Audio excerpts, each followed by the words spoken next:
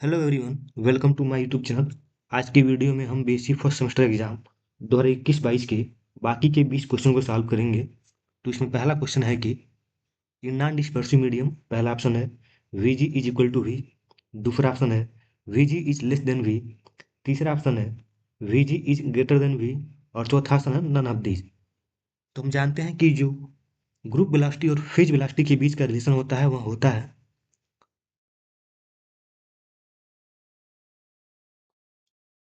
होता है v g is equal to v plus k d v by d k. और हम यह भी जानते हैं कि फॉर नॉन डिस्पर्सिव मीडियम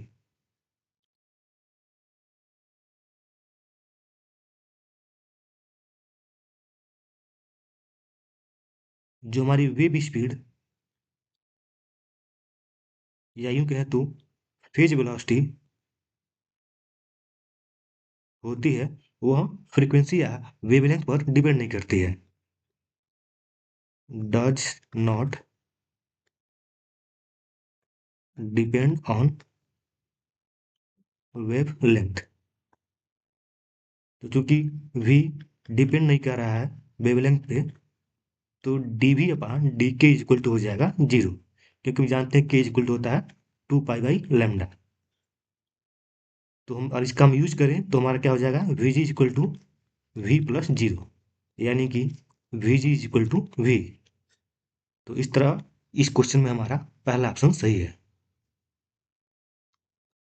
अगला क्वेश्चन है if e cap is the unit vector then the value of divergence of e dot are vector into e cap will be. तो किसका वैल्यू पूछा है, divergence of E cap dot are vector और e cap.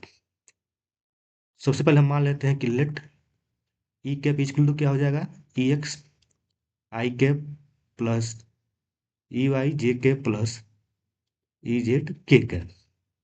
और ऐसे ही r vector हो जाएगा एक्स आई कैप प्लस वाई जे कैप प्लस जेड के कैप, क्योंकि आर जो हमारा है क्या है, पोजीशन वेक्टर है।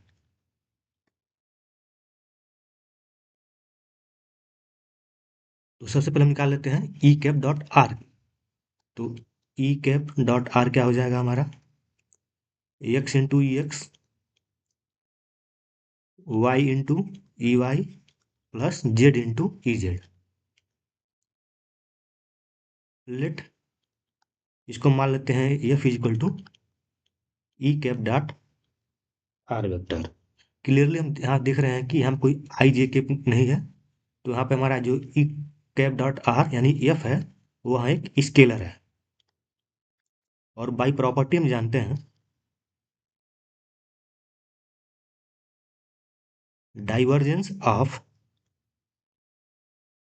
स्केलर इनटू यूनिट वेक्टर जो होता है हमारा unit vector dot gradient of F. तो इसका हम यूज कर लेते हैं सबसे पहले। तो इसका हम यूज करेंगे यहाँ पर। तो पहले हम निकाल लेते हैं ग्रेडियंट ऑफ एफ। तो ग्रेडियंट ऑफ एफ हो जाएगा I cap del upon del X plus J cap del upon del Y plus K cap del upon del Z. और एफ की वैल्यू क्या है, X E X plus Y E Y plus Z E Z. तो हमारा क्या मिल जाएगा यहाँ पर, डेल अपान डेल एक्स यहाँ लगेगा तो यहाँ पर 1 हो जाएगा, इंटू ई एक्स है तो ई एक्स मिल जाएगा, ई एक्स आई कैप प्लस ऐसे ही ई वाई जे कैप प्लस ई जेड के कैप ग्रेडियंट ऑफ एफ।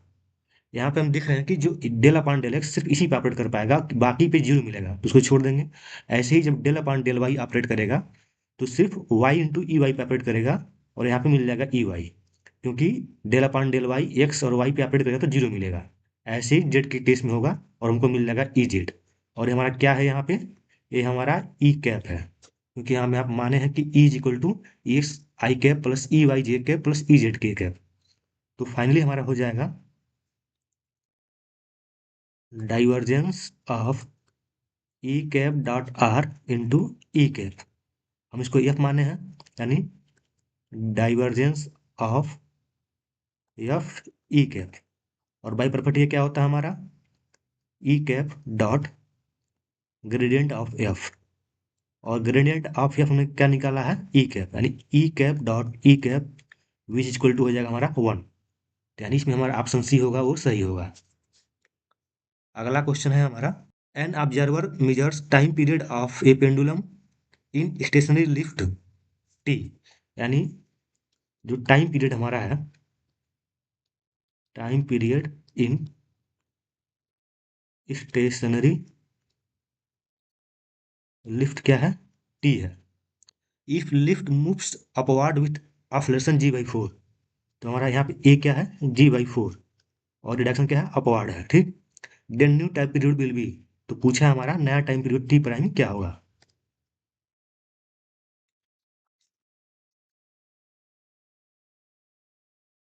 हम जानते हैं कि जो सिंपल पेंडुलम का टाइम पीरियड होता है, t is equal to 2 pi under root l by g effective, क्योंकि इस केस में हमारा जो ऑसिलेशन है वह अपवर्ड डायरेक्शन में है और वह ए है, तो इस केस में हमारा जी इफेक्टिव हो जाएगा जी प्लस ए की वैल्यू क्या है, g/4, यानी जी प्लस g/4, क्या हो जाएगा हमारा 5g/4, जी इफेक्टिव हो जाएगा। तो नया टाइम पीरियड क्या हो जाएगा,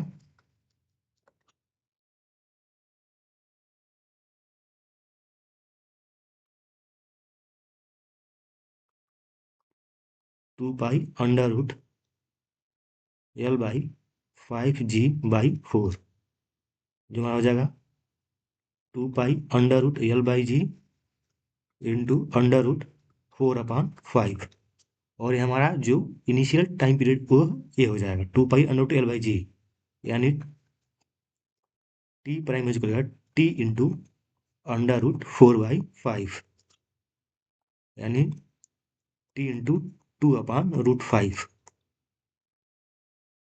यानी हो जाएगा हमारा t prime is equal to 2t/√5, यानी इसमें हमारा जो ऑप्शन ए है वो सही है। अगला क्वेश्चन है, the orbital velocity of A satellite revolving in an orbit near the earth surface does not depend on, पहला ऑप्शन है मास ऑफ द अर्थ, दूसरा ऑप्शन है रेडियस ऑफ द ऑर्बिट, तीसरा ऑप्शन है रेडियस ऑफ द अर्थ, और चौथा option है mass of the satellite. तो हम जानते हैं कि जो ऑर्बिटल वेलोसिटी का फार्मूला होता है वह v is equal to under root capital G m/r, यहाँ पे r क्या होता है, capital R plus small h, यहाँ पे स्मॉल r क्या है, वो ऑर्बिट ऑफ सैटेलाइट का रेडियस होता है। इस कैपिटल R क्या होता है, रेडियस ऑफ अर्थ हो जाता है, और h क्या होता है, height of satellite from earth surface, और यहाँ पे जो कैपिटल M होता है वह मास ऑफ अर्थ होता है। तो क्लियरली हम देख रहे हैं कि जो ऑर्बिटल वेलोसिटी है वह मास ऑफ अर्थ पे भी डिपेंड कर रहा है, रेडियस ऑफ ऑर्बिट पे भी डिपेंड कर रहा है, यानी स्मॉल आर पे डिपेंड कर रहा है, रेडियस ऑफ अर्थ यानी कैपिटल आर पर भी डिपेंड कर रहा है, लेकिन सेटेलाइट के मास पर नहीं डिपेंड कर रहा है, यानी इस क्वेश्चन में हमारा जो ऑप्शन डी है वह सही होगा। अगला क्वेश्चन है, which of the following relation between force and potential energy is correct. हम जानते हैं कि जो potential energy function v of r होता है वह वर्क से रिलेटेड होता है डब्ल्यू, और डब्ल्यू क्या होता है, डब्ल्यू इक्वल टू होता है change in potential energy, and d v is equal to होता है माइनस का एफ डॉट डी आर, और हम और हम बाई डेफिनेशन ऑफ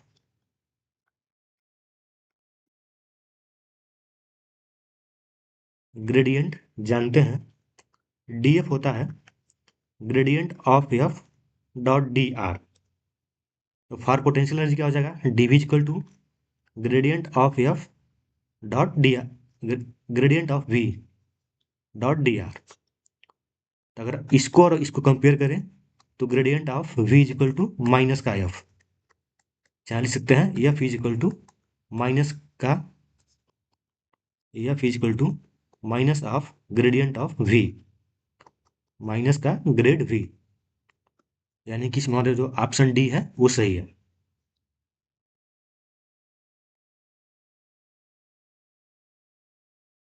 अगला क्वेश्चन है the centre of mass of a body lies, पहला ऑप्शन है at the centre of the body, दूसरा ऑप्शन है with in material of body, तीसरा ऑप्शन है आउटसाइड मटेरियल ऑफ बॉडी, और चौथा ऑप्शन है मे लाई इनसाइड और outside the material of the body.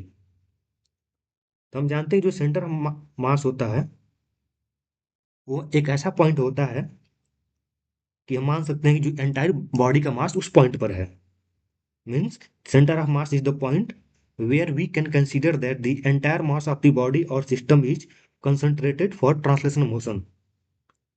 और जो सेंटर ऑफ मास होता है वो डिपेंड करता है डिस्ट्रीब्यूशन ऑफ मास पे, और यहाँ पॉइंट बॉडी के centre of mass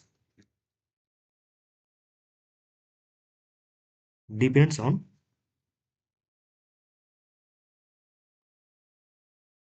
distribution of mass. Centre of mass वहाँ कहीं भी हो सकता है, मतलब बॉडी के अंदर भी हो सकता है। For example solid sphere, solid rod, etc, in bodies में जो सेंटर ऑफ मास होता है वह मटेरियल ऑफ द बॉडी के अंदर होता है, और यहाँ आउटसाइड भी हो सकता है। एक इनसाइड का एग्जांपल है, आउटसाइड में क्या हो सकता है, अगर वहीं मान लीजिए अगर हॉलो स्फीयर है तो उसका मास तो हॉलो स्फीयर सेंटर पे होगा, लेकिन सेंटर पे कोई मास नहीं होगा क्योंकि स्फीयर तो हॉलो है। ऐसे ही मान लीजिए कोई चेयर है तो चेयर का जो सेंटर ऑफ मास होता है वह जो मटेरियल होता है उसका बाहर होता है। तो यानी कि जो हमारा है centre of mass distribution of mass पे डिपेंड करता है, वह है बॉडी के अंदर भी हो सकता है बाहर भी हो सकता है, यानी कि हमारा ऑप्शन सही, डी सही होगा, मे लाई इनसाइड और outside the material of the body. अगला क्वेश्चन है two bodies of masses m1 and m2 are moving with same kinetic energy, if p1 and p2 are the linear momentum respectively, then the value of p1 ratio p2 will be. हम जानते हैं कि जो kinetic energy का formula होता है k is equal to होता है पी स्क्वायर अपॉन 2m। तो पहली बॉडी का हो जाएगा k1 = p1 square upon 2m1 and k2 = p2 square upon 2m2। शेष दिया है कि दोनों की काइनेटिक एनर्जी बराबर है, यानी कि k1 = k2, which implies p1 square upon 2m1 = p2 square upon 2m2। हमारा मिल जाएगा p1 square upon p2 square हो जाएगा 2m1 अपॉन 2m2। इसे हमारा मिल जाएगा p1 square upon p2 square हो जाएगा m1 अपॉन m2।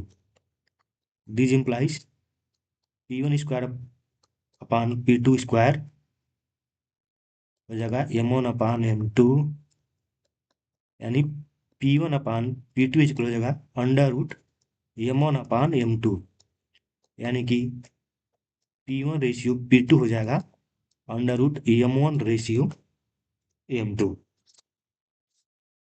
यानी कि जो इसमें हमारा ऑप्शन सी होगा वो सही होगा।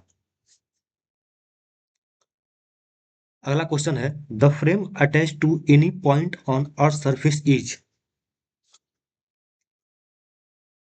पहला ऑप्शन है नॉन इनर्शियल, दूसरा है इनर्शियल, तीसरा है neither inertial nor non inertial, चौथा है न्यूटोनियन फ्रेम ऑफ रेफरेंस। हम जानते हैं कि जो अर्थ के सरफेस से कोई फ्रेम अटैच होगा वह नॉन इनर्शियल होगा, क्योंकि अर्थ अपने एक्सिस के बाद रोटेट करती है और सूर्य के चारों तरफ भी घूमती है। और हम जानते हैं कि जो रोटेटिंग फ्रेम्स होते हैं उनमें फिकेस फोर्स काम करते हैं, जैसे सेंट्रीफ्यूगल फोर्स, कोरियोलिस फोर्स। और और इन फिकेस फोर्सों का होना ही यह सिद्ध करता है कि जो हमारा फ्रेम होगा वह नॉन इनर्शियल होगा, यानी कि इसमें जो हमारा होगा ऑप्शन ए सही होगा। यानी कि हम कह सकते हैं rotating frames are non inertial. हमारा अगला क्वेश्चन है Young's modulus of a perfectly plastic body is. हम जानते हैं कि जो यंग्स मॉडल्स होता है डिफाइन होता है ratio of stress to the strain.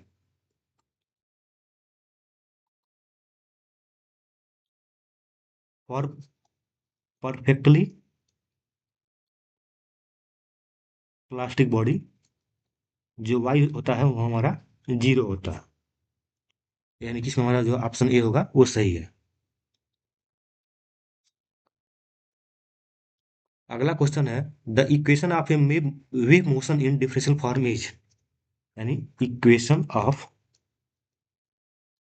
Wave motion.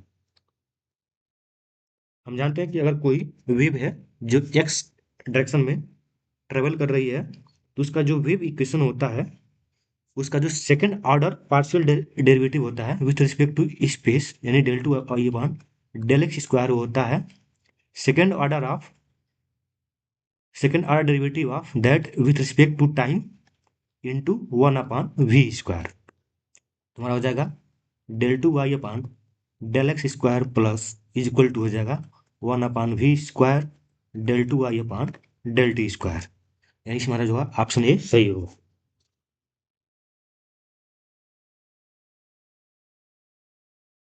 अगला क्वेश्चन है हमारा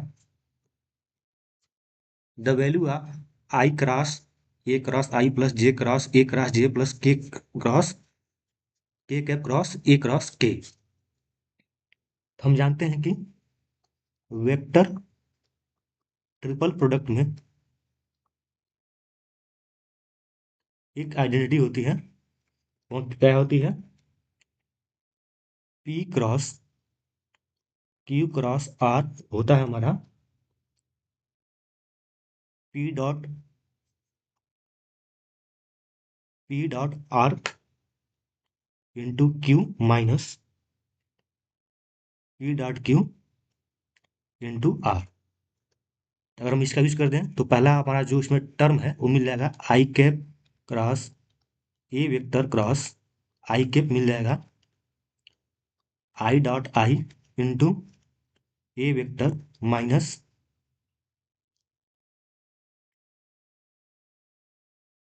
I cap dot A vector into I cap. तो हमारा आई कैप हो जाएगा ए वेक्टर माइनस और आई कैप डॉट ए क्या हो जाएगा ए हमारा होगा A X I cap plus A Y J K plus A Z के कैप।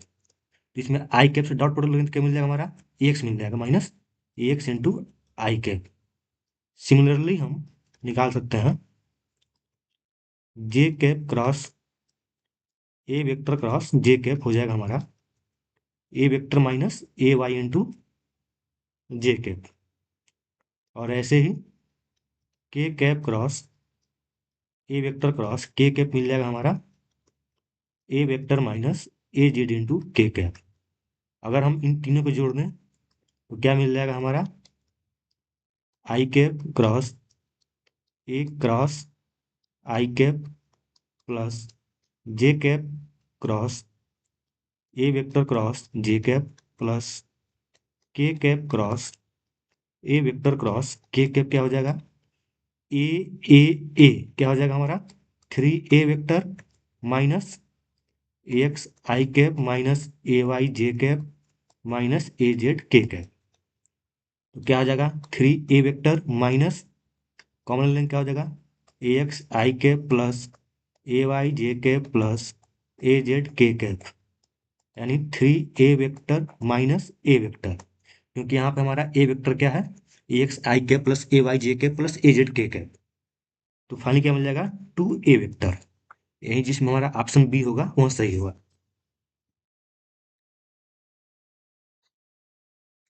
अगला क्वेश्चन है, a moving particle has acceleration alpha is equal to mu square X, where x is displacement from mean position and m square is a constant, then period of acceleration is। हम जानते हैं कि for simple harmonic motion is equal होता है minus का omega square x.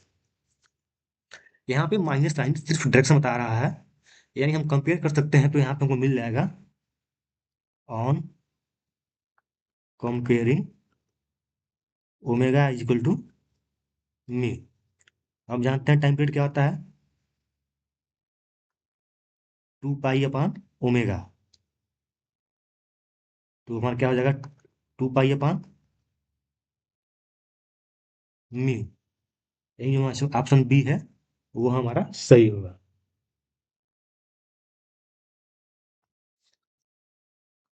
अगला question है,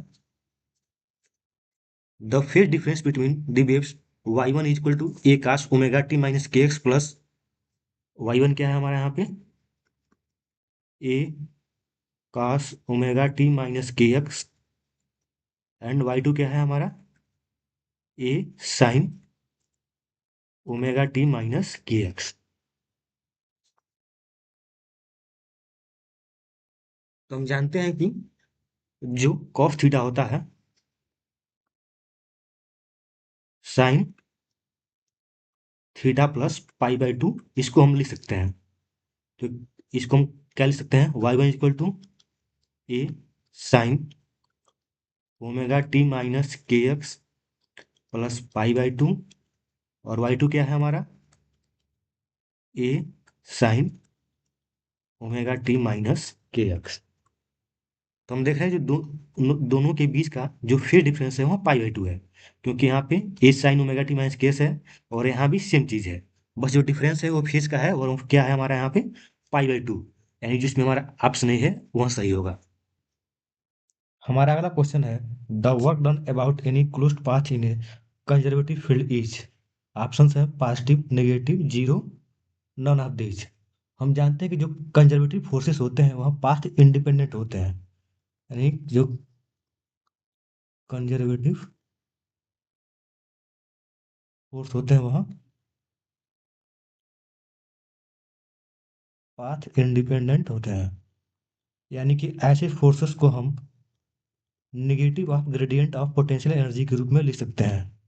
और अब जानते हैं कि ऐसे कोई भी फंक्शन जिसको निगेटिव ऑफ ग्रेडियंट के रूप में लिखा जा सकता है उसका क्लोज इंटरवल के अलोंग इंटीग्रेशन जीरो होता है, यानी कि इसमें हमारा ऑप्शन सी होगा, सही होगा। अगला क्वेश्चन है, the moment of inertia of solid sphere of mass m and radius R about its diameter is. हम जानते हैं कि सॉलिड स्फीयर का मोमेंट ऑफ इनर्शिया उसके डायमीटर के अबाउट आई डायमीटर क्या होता है हमारा, 2/5 m r², यानी इसमें हमारा ऑप्शन बी सही होगा। अगर टेंजेंट के बाद पूछे तो आई टेंजेंट होता है हमारा 7/5 m r²। अगला क्वेश्चन है, the amplitude of damped harmonic oscillator is remains constant, suddenly becomes zero, increases exponentially, decreases exponentially। तो हम जानते हैं कि जो डैम्प हार्मोनिक ऑसिलेटर का डिस्प्लेसमेंट होता है वह होता है X of T equal to A nought E की power minus K T cos omega prime T plus 5। Clearly जो इसका फैक्टर है cos omega prime T plus 5 का, वह एम्पलीट्यूड को रिप्रेजेंट कर रहा है, और यह क्या है, ई की पावर माइनस के टी पर डिपेंड कर रहा है, यानी कि यह एक्सपोनेंशियली डिक्रीज करेगा, क्योंकि ई की पावर में माइनस साइन है, यानी ऑप्शन डी सही है, डिक्रीजेज एक्सपोनेंशियली। अगला क्वेश्चन है, the mass of electron is M then the reduce mass of a positron electron system will be. हम जानते हैं इलेक्ट्रॉन का मास क्या दिया है, एम ई, और हम जानते हैं कि जो पॉजिट्रॉन का मास होता है वो भी एम ई होता है। तो रिड्यूस मास क्या हो जाएगा, M one M two upon M one plus M two, यानी कि M E into M E upon M E plus M E, यानी कि mu is equal to M E square upon M E two M E, यानी M E upon two, यानी कि इसमें option A सही होगा। अगला क्वेश्चन है the radius of gyration depends on. हम जानते हैं जो रेडियस ऑफ गाइरेशन का फॉर्मूला होता है I equal to under root K equal to under root I by M. यहाँ पे आई क्या है, मोमेंट ऑफ इनर्शिया, और एम क्या है, मास, यानी मास पे डिपेंड तो कर ही रहा है। और आई क्या होता है यहाँ, axis of rotation and distribution of mass पर डिपेंड करता है, यानी कि इसमें हमारा तीनों ऑप्शन सही है, यानी option D all of the above सही होगा। अगला क्वेश्चन है if R1 and R2 are the minimum and maximum distance of a planet from the sun then the eccentricity of the orbit of the planet will be. मान लेते हैं हम ये कोई ऑर्बिट है, यहाँ फोकस पे सन है और कोई प्लैनेट इसका चक्कर लगा रहा है। तो ये जो मिनिमम डिस्टेंस क्या होगा, R1, और मैक्सिमम डिस्टेंस क्या है, R2। हम जानते हैं कि जो आर मिनिमम होता है, यानी इस केस में जो R1 है वो ए ब्रैकेट में 1 - E होता है। यहाँ पे ए क्या है, यहाँ पे ए है सेमी मेजर एक्सिस, यानी ये जो मेजर एक्सिस 2A होती है इसका हाफ होता है ए। और आर मैक्सिमम क्या होता है, R2, यानी ए 1 + E। अगर दोनों को ऐड कर दे तो क्या मिल जाएगा, R1 + R2 बराबर A 1 - E plus A 1 + E is equal to A minus A plus A plus A A से ही कट जाएगा तो मिल जाएगा 2A, यानी R1 + R2 बराबर 2A। अगर R2 - R1 निकालो तो क्या मिल जाएगा, ए 1 + E माइनस ए 1 - E, तो क्या हो जाएगा ए प्लस ए माइनस का ए माइनस माइनस प्लस का ए, ए से कट जाएगा तो मिल जाएगा 2AA, यानी R2 - R1 हो जाएगा 2AA। दिस इंप्लाइज ई बराबर क्या हो जाएगा, R2 - R1 अपान 2A, और 2A की वैल्यू क्या है, R1 + R2, यानी R2 - R1 अपान R1 + R2, यानी कि ऑप्शन सी हमारा सही होगा। अगला क्वेश्चन है the value of delta I J at I equal to G H. हम जानते हैं कि जो डेल्टा आई जे यहाँ पे है, यहाँ क्या है, क्रोनेकर डेल्टा फंक्शन है, और यहाँ डिफाइन होता है delta I J is equal to 1 for I is equal to J and 0 for I not equal to J. Clearly जब आई इक्वल टू जे होगा तो क्या होगा, 1, यानी इसमें हमारा ऑप्शन ए सही है। यहाँ पे ध्यान देने वाली बात यह है कि अगर डेल्टा आई आई की वैल्यू पूछता तो इसका वैल्यू 1 नहीं होता, इसकी वैल्यू हो जाती है डेल्टा आई आई, क्योंकि आई एक डमी इंडेक्स है, 2 बार आया है ऊपर नीचे दोनों बार, तो यहाँ पे आइंस्टीन समेशन कन्वेंशन लग जाएगा।